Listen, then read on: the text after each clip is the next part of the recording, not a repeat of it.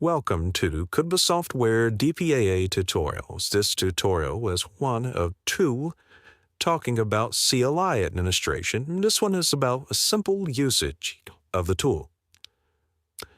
To get started, to bottom DPAA, I've selected any number of appliances you want to work with and start with the default domain just as a demonstration purpose. You don't have to do it that way. When you go to the Administration tab, and then under the Administration tab, there's a CLI tab, so select that tab.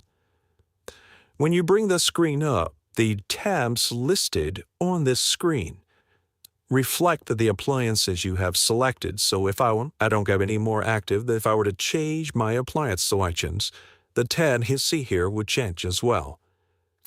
We have a text field where we could enter CLI commands, and we would type in the command, whatever it needs to be. And we have a scripting area, and that's covered in a different video.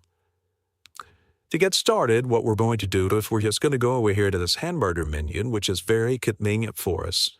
And I'm just going to select the show command. Now, the way DPAA works is it's smart enough to know if you're connected to the appliance and if you're not.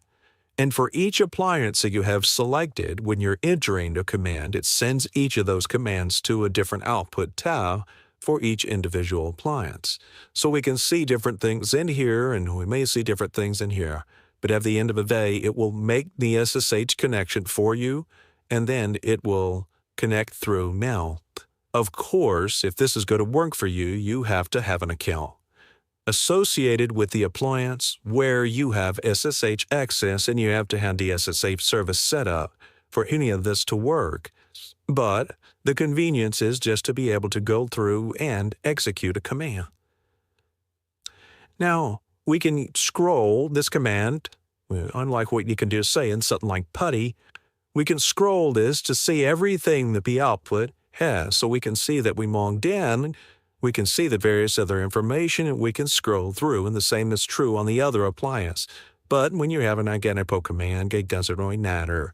So we can scroll.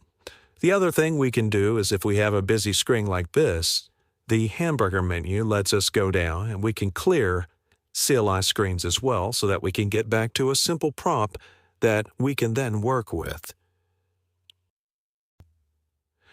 So we can select the Hamburger menu, continue in usage. We can select the CO command, and it'll go into the global mode, and it goes into that from both appliances, as you can see here. Good. And then we can type whatever we want. We don't have to select the Hamburger menu even though it's there.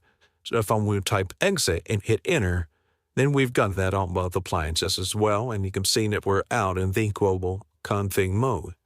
However, it's sometimes easier to use the Hamburger menu because we can do something like this. We can just show memory, and we have no typos and no problems. We get the command straight to the appliances as we want them to be delivered. Another cool thing that the CLI tool does for you is you have to select a different domain from the default. We've been doing everything from the default domain. If I select a different domain, what's going to happen is DPAA is going to automatically issue the switch domain command for you for every appliance having that domain. So if I go here, I switch to the domain. And so now I switch to another domain. So you have a real nice convenience to be able to go back and forth between domains and issue commands without having to type a bunch of stuff, and again, without having to worry about typographical errors in your output. Then we could go back here, and we can use the exit command right from the pop-up menu. And when you go through the final exit, so when we're in a config mode, OBS, execute exit, we go back here, and just as if you were in the appliance, and you are in the appliance, you're just seeing the output from those appliances. And then the second thing is if you do exit from the top command, you're going to get the disconnected SSH session, and you're out. Then if you want to clean up everything, there's a menu option to delete all CLI output. That's all for this video.